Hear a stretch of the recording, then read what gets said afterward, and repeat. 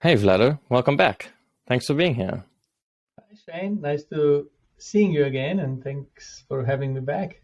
Okay. Yeah, I'm looking forward to our second piece of the conversation. And today, we're going to be discussing a lot of interesting topics. We're going to take a look at Jung's perspective on depression and anxiety and how a Jungian analyst like yourself might go about treating some of these kinds of conditions and situations in an analytical therapy process. And so it should be a lot of fun.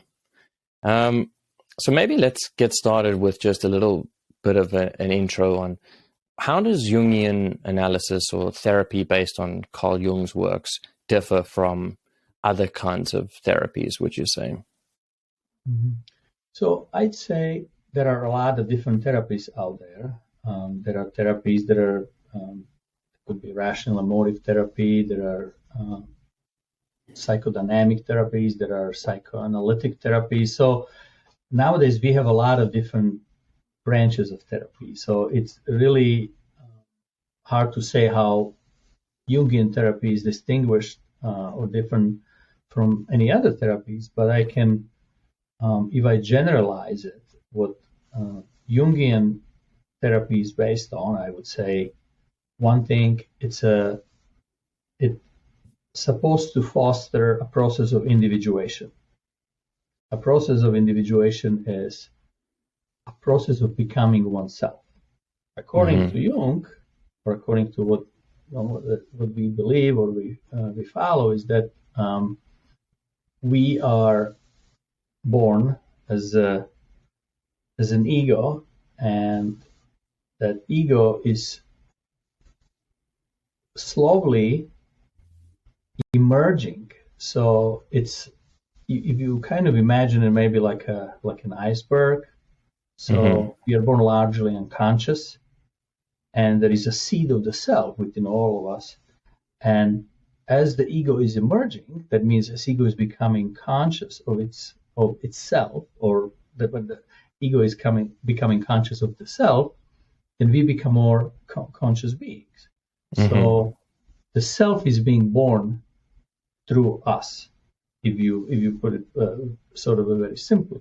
So the process of individuation is a process of slow integration of the self, and that process is there is not like one prescription of it. Individuation happens all the time, and hopefully we as an analyst help our clients to become conscious. So when somebody asks me, what is my role, how does therapy going to look like, I say, I am hopefully going to be a mirror for you, so I can help you to witness yourself and get to know yourself better.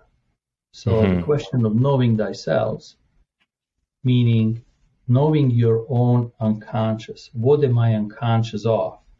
And how is that unconscious inhibiting me from adapting and living in the world? How is that unconscious somehow gripping me? So how do I untangle that? How do I become first conscious of my unconscious and being aware actually that those parts that live in me can be actually enemies of mine, or they can be seducing me, or they can cause all kinds of issues within me that we can call this is the neurotic problem the client comes to therapy with. And we help the client to understand, to integrate, to be able to develop new attitude in terms. So there's a lot, basically, if I'm understanding you correctly, right, is that as humans, there's an unconscious level and a conscious level. Now, most of our lives we spend operating at the conscious level because that's what we're conscious of by definition. But there's this whole realm, right, that sub-base of the iceberg that is the unconscious, which is still an essential part of who we are, but that we're not actively aware of. And this unconscious exerts power over us and influence in a variety of different ways, and might, gear us in a positive direction, sometimes a negative direction, have all kinds of impact on our lives. And when we run into troubles in life, a lot of the times what we need to do is to be able to really look into our unconscious to see what is it that's driving me? What are these attitudes that I have that's causing me to have these problems in my conscious awareness? And then the process of Jungian analysis, at least in part, is for the analyst to hold up a mirror, so to speak, as you say, to reflect back to the client exactly what's going on, so that together you can take a journey down to figure out what are the unconscious processes that are going on here, bring them to conscious awareness so that they can be reevaluated and potentially at least understood and potentially changed. You summed it up very well. I think the one difference is I'm not really sure if we are largely conscious. We may be actually largely unconscious. We are, born as very unconscious, and we may be born as in this unconscious wholeness. We are very instinctive, and we sort of live in the world as children, but then we do not understand who we are. And oftentimes clients come in and they don't understand what they're doing. Like, how am I causing the conflict in my marriage? Well, let's talk about it. Let's see what's happening. What are the energies? What are the behaviors? What are the thoughts?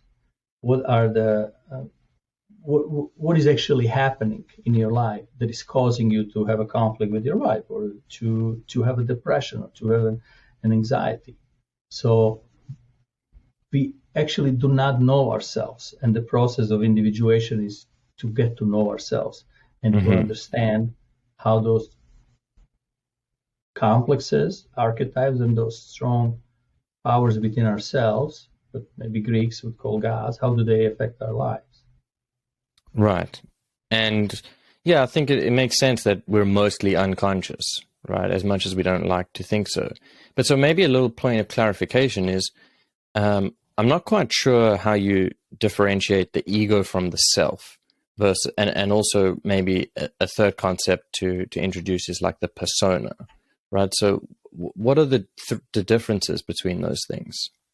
Well, so we can think of ego as something that we think of ourselves that we are, that we know about ourselves. So you identify yourself with your name, with, you look in the mirror and you see, oh, this is Shane.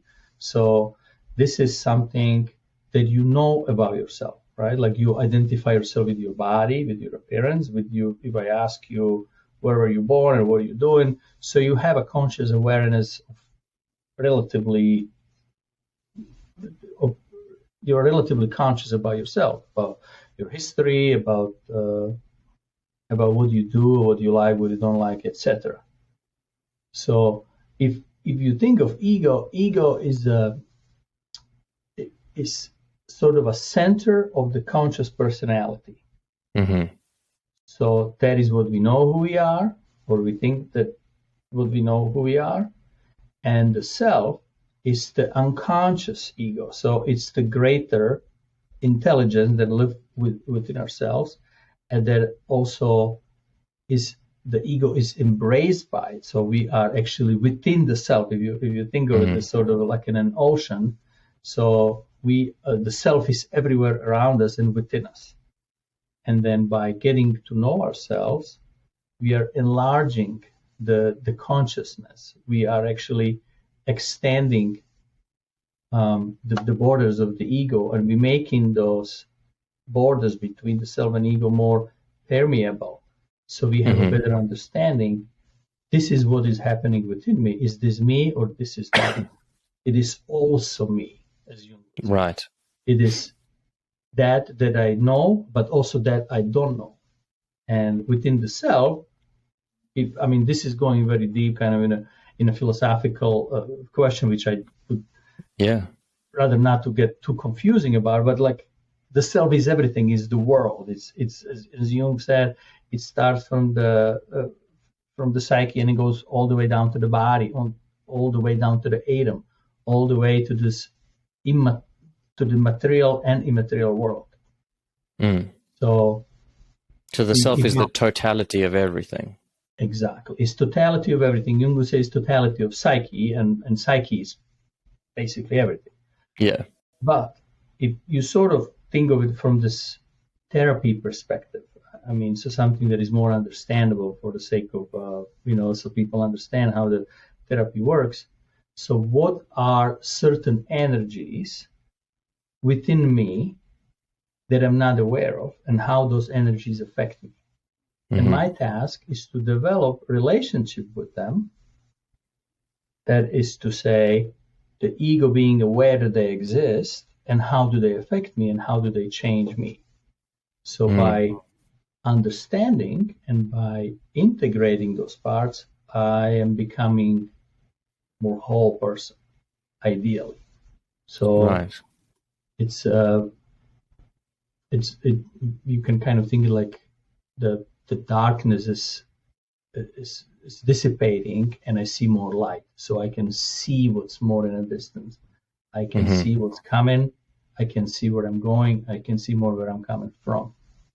Right. So and I like the idea of, yeah. And I like the idea of, I like two ideas there that I really like. I like the idea of having a relationship with these energies, right? We're understanding that to a large degree, they're not within our control. So the best we can do is relate to them consciously so that we know how they're impacting us and influencing us, instead of having it done unconsciously and then just being totally at a loss about what's going on. But at the same time, you can't exactly control them. So it's better to understand and relate to them rather than, well, one, accept them as like your problem, right? Perhaps they're your responsibility, but not necessarily your fault, right? That these energies exist and you can relate to them.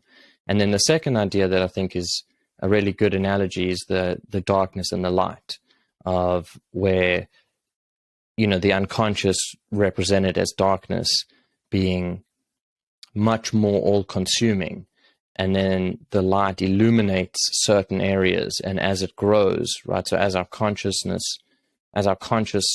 expands from the unconscious, that's when you can see more things. Things get illuminated. As you say, you can see the way, you can see how things are working, really. It's not just shrouded in darkness. And it also becomes much more manageable, because in order to deal with the problem, you first need to know the problem, right? You need to be able to see it. And so it would be impossible, like punching in the dark, trying to solve a problem that you don't even know what the problem is. A crazy exercise. That's exactly right. I mean, typically when people come to therapy, and I apologize, I'm going to lift this one a little bit higher because I'm looking down. No worries, go for it. Maybe one book less. There we go.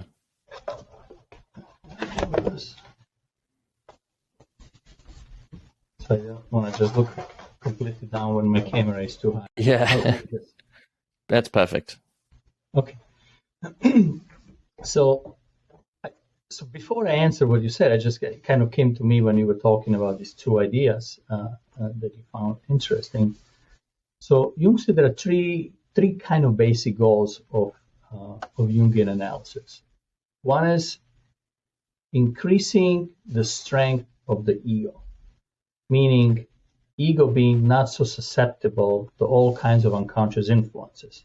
Mm-hmm. And when we say unconscious, I mean, you can imagine sort of energies, could be strong emotions that sort of shake us, and that we become sort of stronger, more flexible in dealing with the unconscious.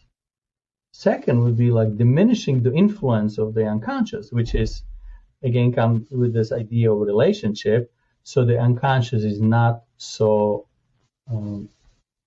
strong for us that we can, let's say, an alcoholic develops a good ability to resist the urges, because the idea of alcohol is not going to be so strong. The idea of getting high, it's not so appealing anymore, because the unconscious force is sort of, it loosens. And the third one, he says, is a change of personality. So as you do that, you hopefully develop a new personality that has a new perspective. Yeah, interesting. So it's like loosening its grip, so to speak, of the unconscious, right? Because the strengthening of the ego and the diminishment of the impact of the unconscious, meaning that, like, as you say, for an addiction, where it's not so compulsive anymore, right? Although it might still be there, so you still might have the urges or the compulsion to, drink or smoke or do whatever it is, it's not as strong, or a counterpoint would be you're strong enough to resist it, right? And then maybe it's both. And then the evolution of the personality, what exactly does that mean? So when the personality change they're all interconnected, right? So sure. If I have the urge to drink, for example, and I go through analysis, and a successful analysis, I symbolically understand what the urge is about. And it may not be about drinking. Maybe there was something really unconscious that was gripping me and forcing me to go and drink and use drugs or indulge in any other sort of compulsive behaviors, rather than understanding this is the life force that is forcing me to live in the world, to be more interested in my marriage, or in reading, and in things that are enjoyable. So what actually happens is this, I look at it more symbolically, so that urge is no longer an urge. It is more like a purpose. So you make those to be more in service of you, rather than you become a victim. Right. Like a sage sitting on a bull, on an ox, that is, and the ox is bringing the sage to the place where he wants to go, rather than being distracted.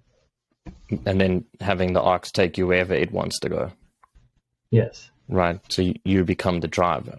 So when working with addiction, right, what's the approach to understanding? Is it to get an understanding of why this person has this particular addiction or compulsion, not specific to the substance, but specific to the effect that it gives or has on the person, right? The numbing effect, or the distraction, or the dissociation, or the high that's different from their normal life, right? It's something counter to the suffering of their existence. And so how do you work with that to figure out, to like loosen that grip?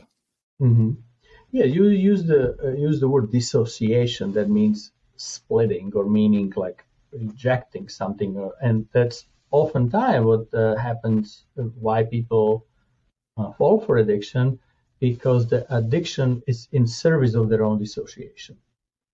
It's a process when one chooses to numb the function of feeling what's actually happening in the body or in one's life, and it's a form of escape.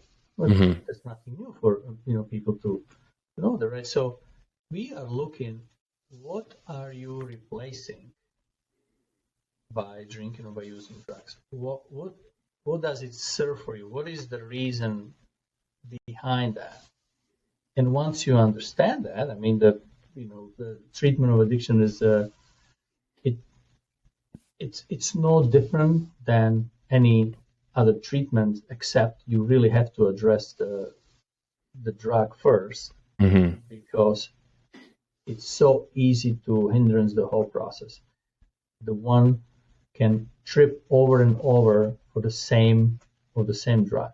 When one is in the recovery process, one can make a really good progress, but then falls back into the well of addiction. So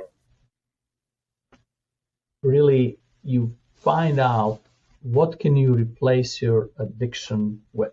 So Jung said something when he wrote a letter to Bill Wilson, the founder of AA. He said something to the point that spiritus contra spiritum means alcohol against the spirit. So it's almost like there is the spiritus in the bottle, the alcohol. You take it out and you put spiritum back, which is the spirit, which is the spirituality. What is actually behind addiction is a spiritual need to grow, to understand, etc. But that you cannot bypass it. You have to go through painful experiences, through that you're trying to split off, that what you're trying to reject. You actually have to start doing the work on your recovery and face those and be in relationship with them, be in a process of really hard work. Yeah. It's never done easy. It's never done, well, this is just something you just stop drinking and then you'll be healed. Well, you stop drinking and then your unconscious comes to you and visits you in form of anxiety, depression, anger, etc. Now you have those emotions that you have to deal with, and if you're no longer drinking them away, now the process begins. And isn't it interesting how, you were speaking about the spirit that people are searching for in the bottle, how liquor is sometimes called spirits, right? And I just like those kinds of connections where it's literally an explanation of like you're drinking spirit, you're trying to achieve that in a non-healthy way, right? You're looking for that spiritual connection, and that's a fundamental part of the 12-step program, right? Is reconnecting and having a spiritual transformation as a result of being in recovery and confronting all of these things that are in your way and dealing with whatever your unconscious throws your way and building the tools to be able to manage that, right? Because I think a lot of the time people who struggle with addictions, right, they like there's this really interesting what I struggle to understand is how the concept of addiction is during the addiction phase, right? There is the sense of like a person with an addiction can't control their addiction, right? It is the number one priority in their life, and it takes precedence over everything else. And they're not really in control over any of that. And then something happens, and all of a sudden they can make a choice that's different. But I don't know exactly what happens at that point where something changes. I know that it happens all the time, and there's millions of cases to demonstrate that. But do you have an understanding of what the psychological switch is that happens at that point? Well, we only can make the kind of theoretical models about like who really knows what happened. Sure. Right? But the first step of A is like we admit that we are powerless to alcohol, right? So if you look at it from the Jungian way, which the Wilson was a friend of Jung, so he says we admit our ego is powerless to the powers of the self. So what ego does, ego humbles itself. Ego says, I am going to try to lower my defenses and let life happen. And not the way that I'm going to start drinking and follow those urges, but I'm going to let the greater supportive and scary, perhaps, energies to enter and see where they take me. And it's a process of, I think it's a religious process, right? It's this kind of a submitting to the higher power and saying, like, God, please restore me to sanity. Or when there was this Eleusinian mysteries in Greece, right? Like people would go and they would strip naked and they would say, okay, here I am. Let the process happen. It's almost like a ritual when you willingly make yourself vulnerable and say, I'm no longer afraid, or maybe I'm afraid, but I'm willing to take that risk. And whatever happens, I'm here for it. So you submit to the ritual. You I guess you commit what the Jungians sometimes call the ego-cide. It's not a suicide, like you don't kill your body and yourself, but you kill your ego, and that is, of course, that is a process. But you let that defensive system, or you let all of that is connected to the defensive system, which is the easy way in drinking and so on, you let it die. And you let other forces of your psyche, the healing, you can kind of look at it as maybe an immune system of psyche, enter in and help you to heal that. Right. And it's a painful process, because even if you think about like when you get a disease, like the healing process, you know, your immune system inflames your body. Like that's how it processes and gets rid of various diseases. It gets worse before it gets better. Exactly. And there are autoimmune problems, right? And sometimes the immune system can attack the body. And that's what Donald Schultz say, that our defenses in our psychic system, there are defenses that are archetypal, and they can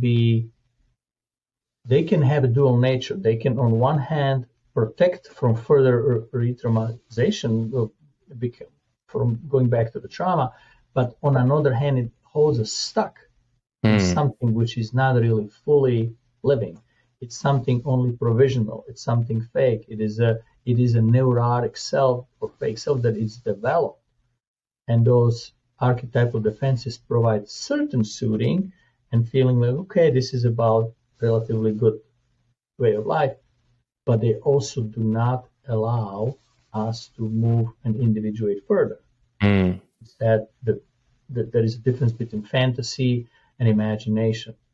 Fantasy is that what keeps the affect really split, keeps the real pain away from our experiencing it, so that our feelings are not actually fully, authentically experienced. So we have this fantasy, we have this idea of something provisional, versus imagination is something, how do we imagine that we go back to life and being able to authentically suffer our pain, trauma, our grief, etc. And so can we consciously use both fantasy and imagination?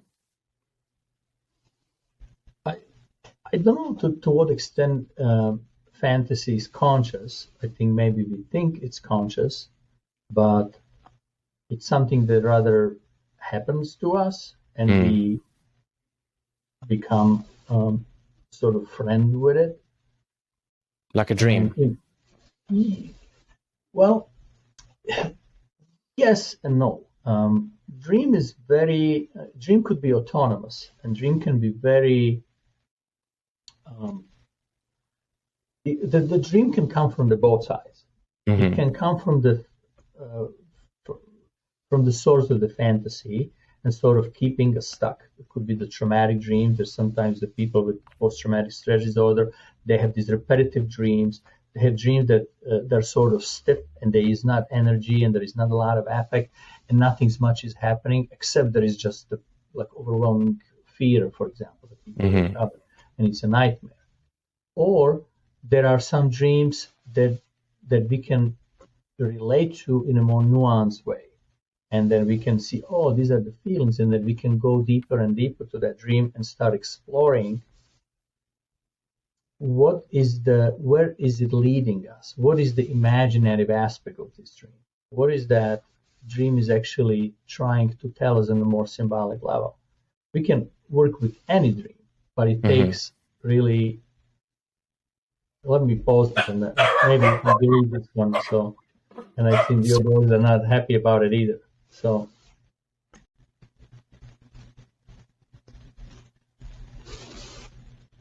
sorry, my dogs are having a party.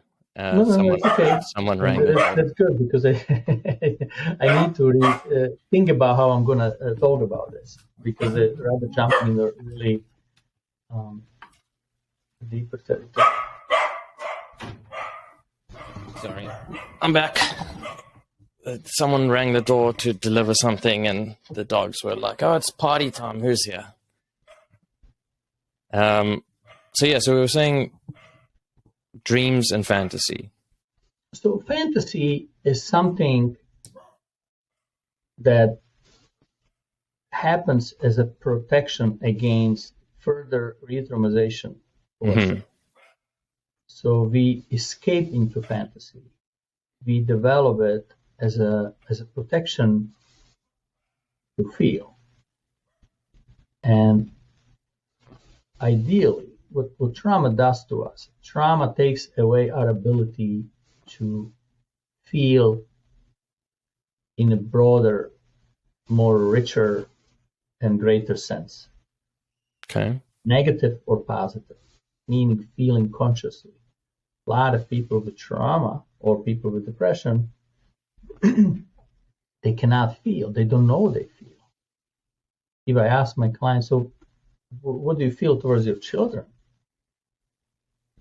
I know they're there. They annoy me sometimes. But what else? Mm-hmm. I don't know. Sometimes they're hungry. I mean, I don't know. What do you mean by that, right?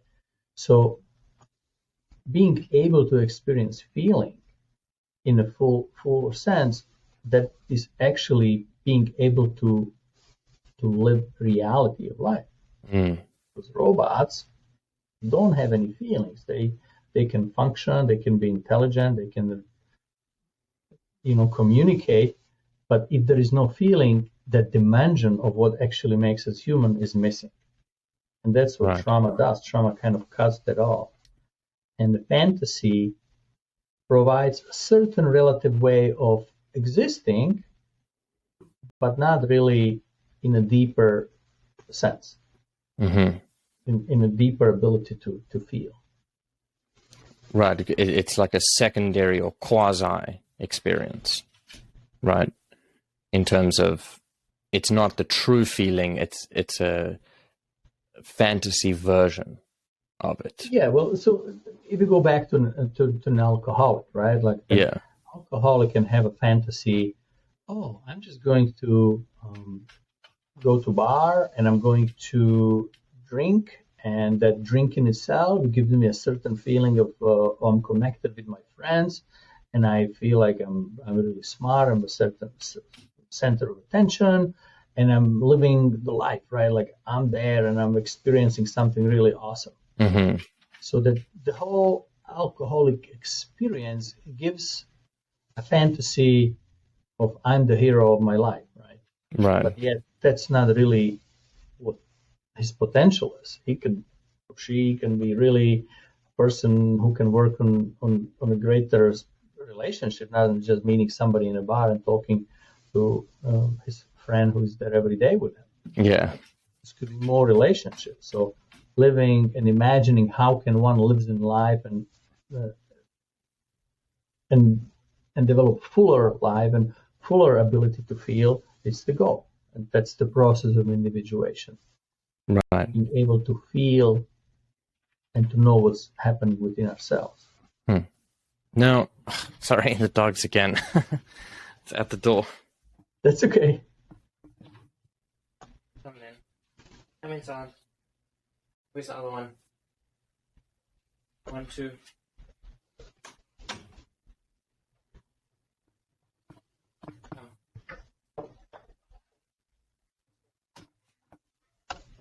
I have 2 dogs, and they each have a chair right next to me.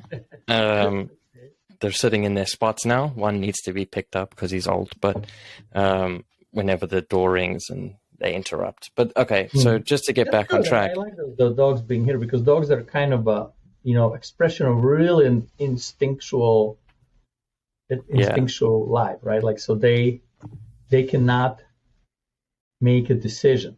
Mm-hmm. In a way, like they cannot impose, like when you ask the difference between the ego and the self, right? So they're all self without any ego. So there is like the consciousness. I mean, there is some level of consciousness. Sure. And dogs, I mean, they experience something. They have they can love, they can be angry, etc. But the ability to make a willful, conscious decision to become vegetarians, for example, I guess it's not there. Yeah. And also they don't have the moral sense, right, which requires that sort of higher order thinking in terms of they don't have a set of values as such. They really operate as just pure instinct, conscious, but instinctually driven. And yet they seemingly have emotional experiences as well. right? Mm-hmm. They can be afraid, they can be happy, they can, express affection, all very sort of primal, instinctual things that people also experience, but also a lot more. Mm-hmm. Yeah. Yeah. And that the morality, understood maybe the Kantian way or the Jungian way, it's an ability to make a choice based on all the other forces that exist there, but making a conscious choice with respect to some kind of a higher imperative or some higher understanding. Yeah. And hopefully people who individuate, they make choices that are loving and kind versus destructive and negative. Yeah. No, it's true. And I don't know, I like to loosely think of my dogs as Zen masters, because they sort of perfectly embody that state of Zen, of just being in the present moment and just living life one moment at a time. I mean, it's not their full existence, but it's most of it. And I think it's part of the reason why I like having dogs, is to just have that energy around me of just, calmness and relaxed and peaceful most of the time. And then the doorbell rings and chaos breaks loose. So just to take a little bit of a step to the side, in terms of depression, right? So what's a Jungian understanding of depression? So Jungians don't look at depression as a pathology necessarily. Jungians look at depression as a process needed to recover something that we are not conscious of. So there is a certain teleology to it. There is a certain purpose. So one becomes depressed in order to find a new way. So to find a new way, one has to sink into underworld, or one has to disintegrate or deintegrate, one has to break apart, one has to lose the sense of who one is. And then in that struggle, in the process of being depressed, hopefully one goes to analysis, and the analyst help the person to understand and to see what's there, what's in the darkness. From that, one can emerge as a new personality. So it's kind of like a symbolic death in a way, right? So there's a suffering, death, and resurrection. So we understand depression as a needed process. Jung talked about abaissement d'univers mental as a lower level of consciousness, like that conscious life becomes more quiet, and then more unconscious life becomes awakened. So, and one sort of sink into the darkness to see what's there. And being able to sit there long enough and start relating to it and start pulling out those painful feelings, those that may be covered first by body, by soma, one not being able to see what's there. And once those are awakened and become more conscious, then depression is changing, and it becomes a process rather than just sort of an aimless suffering. Right. So instead of it being viewed as a disorder, it's viewed as a necessary agent of change, in the sense that there is something wrong with the way that you are living, and you need to change as a person in order to move forwards. And that process of change requires the descent into the darkness, which can be experienced as what we think of as depression symptoms, right? So it's that low affect, that lack of motivation, all these things. And it makes sense to me that because it's a change of personality, it's a process of changing. It's like, well, all of those things that stimulated the person before the depression, let's say, no longer matter, right? So you're no longer motivated by the things that used to motivate you. You no longer get pleasure from the things that gave you pleasure once before. And so you have to relinquish all of those things and yet that process is terribly painful because that person as such is dying, right? Mm-hmm. And to move through that is to then, as you say, to suffer, to die, and then to resurrect as a new, right? And then you become a new version of yourself, not really a new person, but like a newer version of yourself, where you have new interests and new motivations and new desires and a renewed energy for life and for, doing things and being in the world. And then that's the sort of resolution of depression. But it's a long road, right? And it's very easy to get stuck on that road and find unhelpful temporary solutions. Yeah, you say it very eloquently.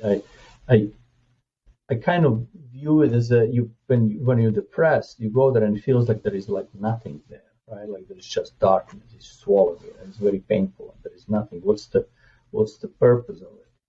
But that's where you start. And when you start sort of paying more attention and going back to dreams, you say you have a dream that something happened in the dream, and you start looking at it, and what is an emotion that I can make more conscious? How can I translate it more in the feeling that I start working in my life to learn more about myself and to develop perhaps a new attitude? I'm opening. It's like I'm making a little openings for the energies that are healing within myself to enter, so I can grow. So it's almost like you are observing and helping to break the defenses that keeps you stuck in being depressed. Mm-hmm. And that's the process of self-analysis. I don't mean like doing analysis on yourself, but just like looking at yourself and seeing, what exactly is going on and what's keeping me stuck. How can I move forward by opening this space to allow for a new energy, maybe a healing energy, if you want to think of it that way, to come through and rejuvenate and renew me into a newer, better version, more individuated, perhaps. Absolutely. And that goes through, and that's sort of a core of Jungian analysis, that goes through actually feeling what's happening within yourself. Yeah. Because depression, you can kind of look at it, the feeling is lacking. There is an ability to feel. It's just so overwhelming and dark that one had no ability to feel. So if you help the client to feel and to experience the pain more consciously and transmute it into something more tolerable and meaningful, then you're talking about really enlargement of the personality. And it really boils down to being able to experience that which was split off, rejected, etc., because it was so painful. Right. And very often people need help with that because it's too painful. Otherwise they wouldn't be stuck, right?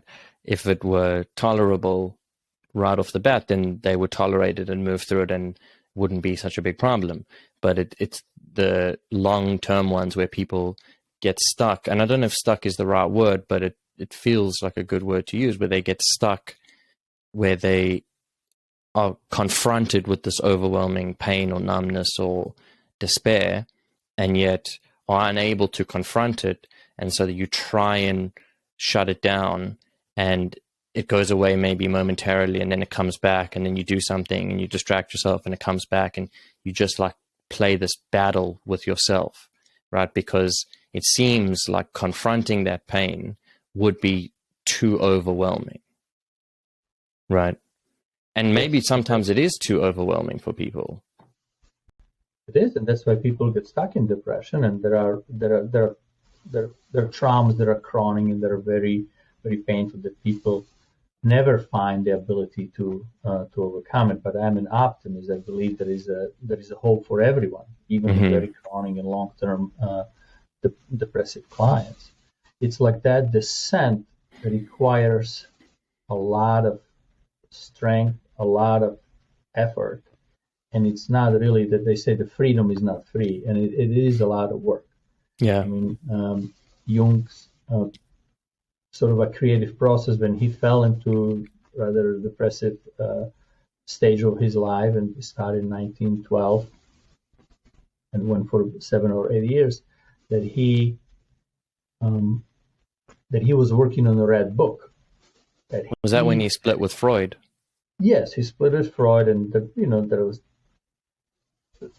was his depressive period, right? There was a culmination point. Freud split with him and pretty much rejected him, and Jung suddenly was on his own, and he needed to start figuring out what he's going to do with his personal and professional life. So he started to represent what was happening within him. He started to paint it, and he started to write it as a story. He was creating a myth. And he started to have a dialogue with different parts of himself. And by doing that, he became more able to relate to his own emotions, to his own feelings. He said that if he didn't represent those feelings, or if he didn't find those images hitting in those feelings, that they would just destroy him. He would be just fragmented. He would not be able to work to it. So he had to find images in those feelings, and he had to find. Now, can you pause this one? Yeah. Because I don't remember. I have to see if Jung said he had to find images hitting in the emotions, or he had to find emotions hitting in the feelings. I don't want to misquote him. I have it here. I just get really. Yeah, go for it.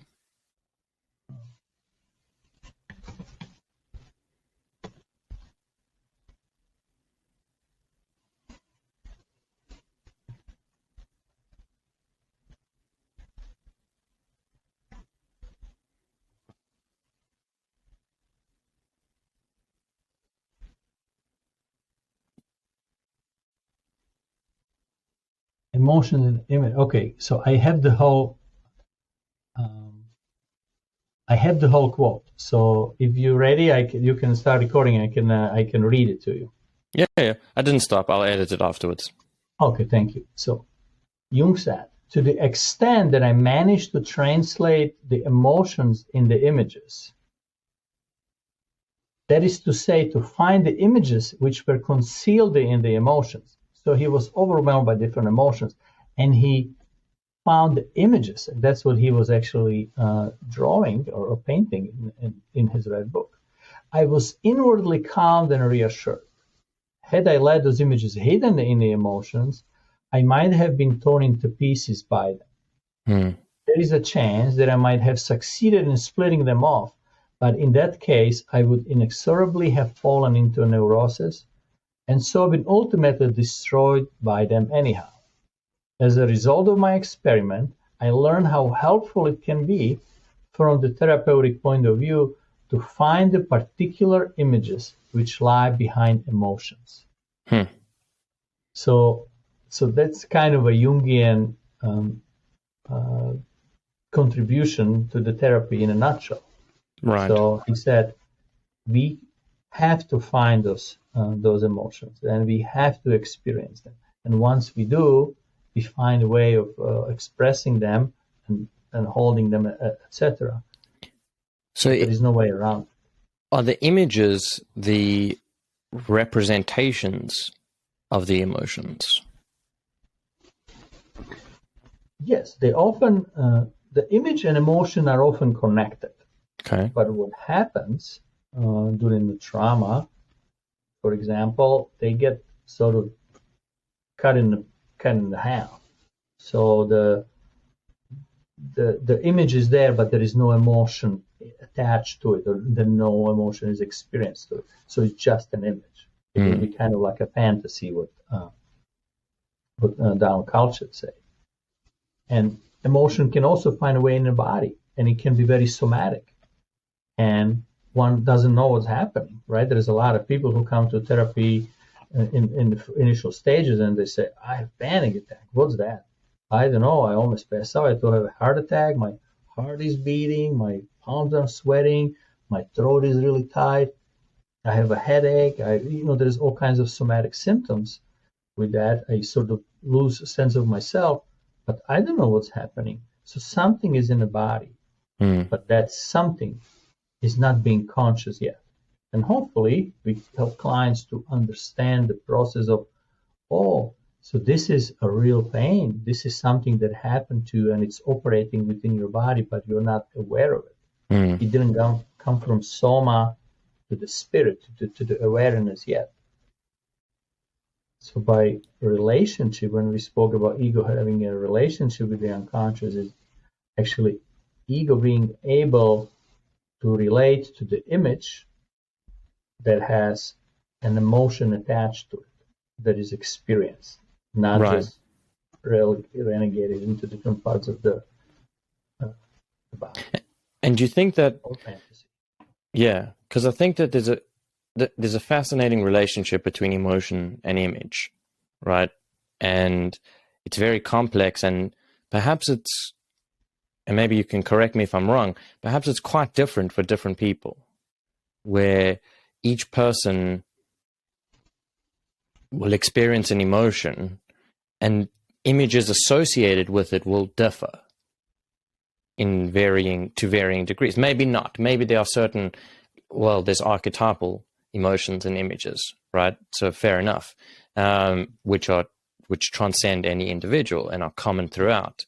But maybe there are also some that are very individual to individual experience, which would make sense to me, right? Like a particular trauma, although the emotions that are associated with it might be archetypal emotions, the images that come with it will be very specific to that person. Is that correct? I'm not sure what you mean by specific, right? Like, let's look at an example, right? Like, so there's an image in a dream that, let's say a client is dreaming that there is a bear running out of the forest, and the client is running for the house and enters the house and holds the door, and the bear is trying to get in. Right? So this is an image. This is sort of an experience of the unconscious in the form of image that is the bear trying to get in and break into the house. And then I ask the client, so what do you feel? What is your emotion? Well, I feel terrified. I'm so scared. I'm holding the door and I see the bear banging and I can hear the bear. So I'm really terrified and I'm holding the door so the bear cannot come in. So this is an experience of something that is unconscious, that the client doesn't know what that is yet, right? It could be as a result of trauma. The patient may have been a victim of physical or sexual trauma, and now it's coming in the form of this bear that is terrifying. So what do you do with it? Like, how do you start working with the client on this dream? I see. So I guess what I was saying was that, like, one client dreams of a bear trying to break into the cabin.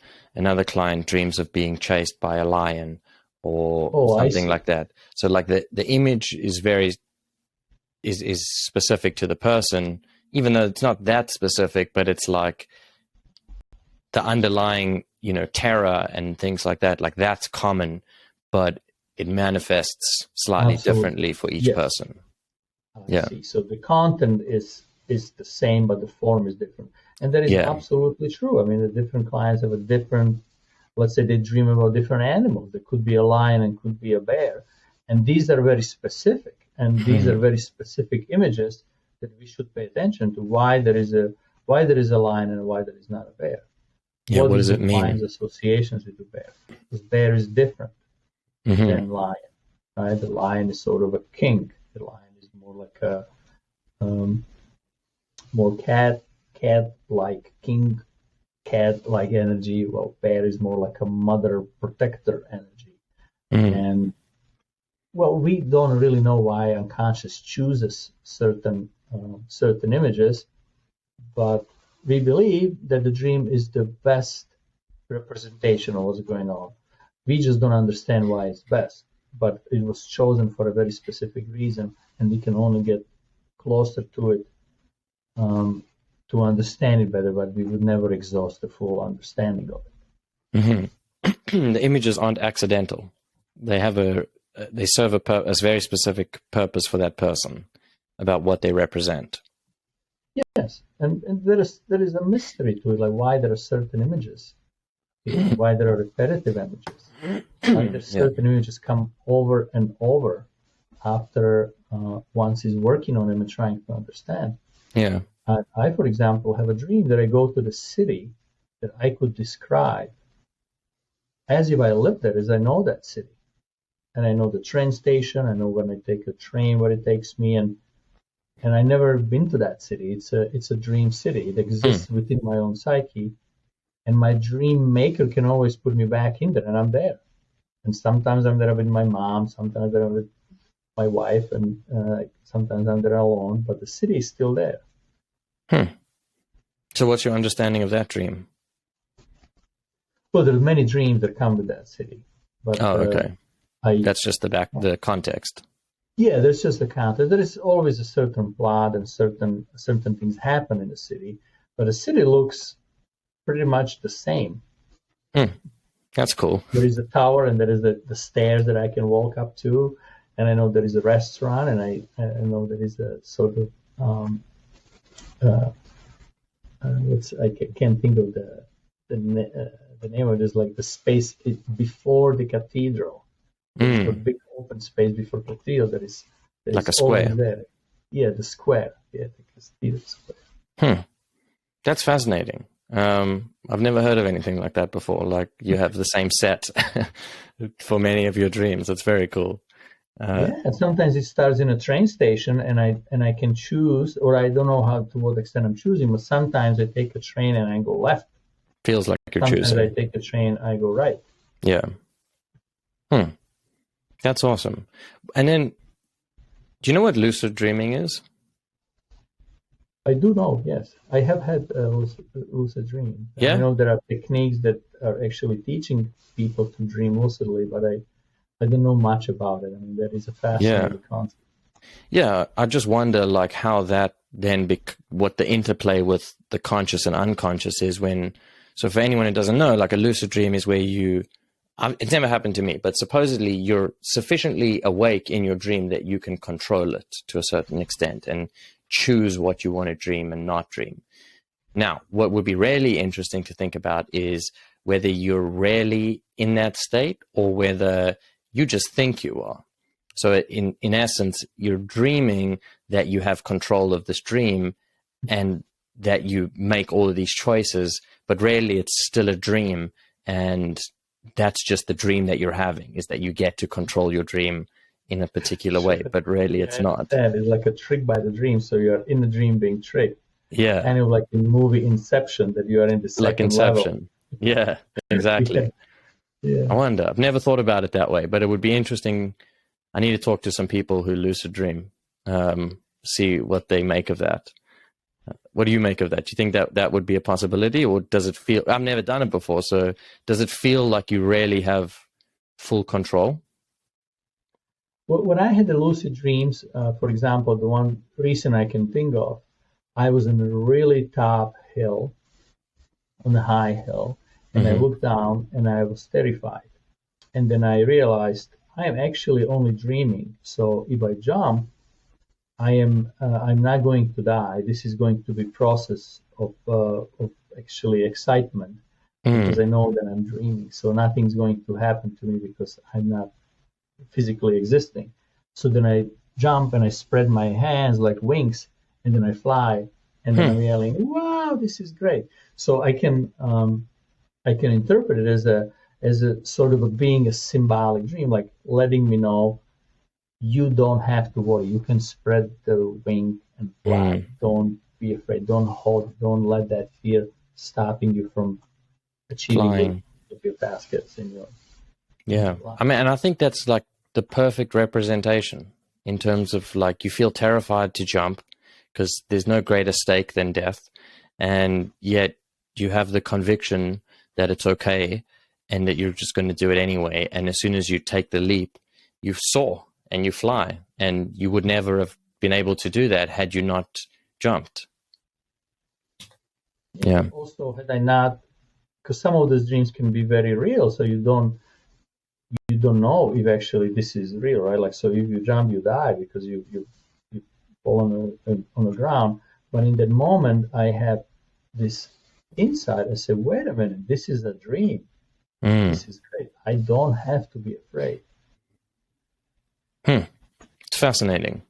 Now, before we, end off, I want to talk quickly a little bit about anxiety, right? Because anxiety is also a fascinating concept, and it's so prevalent, and it's something that everyone experiences, but some people experience to significantly greater degrees that become debilitating for their life, right? So we went through depression and trauma and a little bit of addiction in terms of understanding that from a Jungian perspective.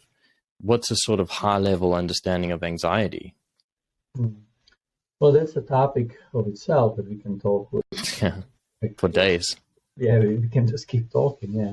Well, anxiety has a function, just like every experience of every emotion has a function. So anxiety, one function of anxiety is really being able to survive, right? It's a protective function. So I have an anxiety to go in a forest. There may be some bees behind the trees eating. So it's good that I have anxiety because I'm in a heightened level of consciousness and I'm just paying more attention to it. So that may help me save my life. If I have anxiety, what's going to happen when winter comes? Well, I better start, stocking my crops and making sure that I'm prepared for the winter, because I might not survive if I don't have this anxiety about the future. So there is every emotional experience can be sort of magnified and it can become neurotic in us. Depression is also can be very creative, and depression can be very informative and can be sort of a check engine light for us, but it can become debilitating and over-consuming. So I try to understand anxiety as something, when the client comes with a high anxiety, what is happening? What is this all about? What is this information that your body is giving you that we need to understand? And that's sort of the beginning of the analysis, right? Like when you pay attention to your anxiety, you find out there is feeling behind that. There is an emotion. It's not just an anxiety itself, but it becomes more diverse in a way in terms of what's happening in your body. But also there is a function that is attached to some kind of a goal that we have in our lives. I'm anxious. I can't talk to people when I go in a public, and I have a high social anxiety, and I'm just sitting there like a ball, and I'm really afraid to talk to someone. Right? So this anxiety is preventing me from doing something. I'm overwhelmed, and that is an unconscious already that is giving me this message. So this is activated unconscious in the form of anxiety. So you work with anxiety as you work with any other contents. As you find out what function it serves. You find out what function it serves, and you find out what's behind it, what's more to it, what are other experiences that you can have once you get closer to it.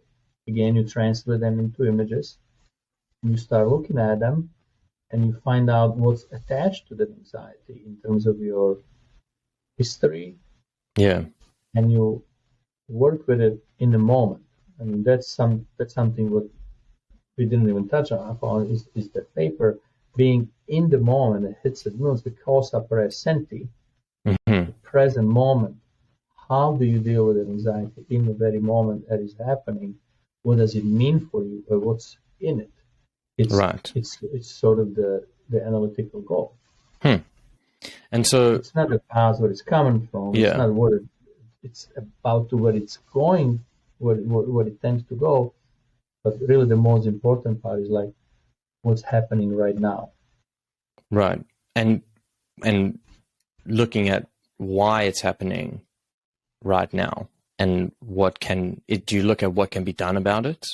Or is the process of understanding its,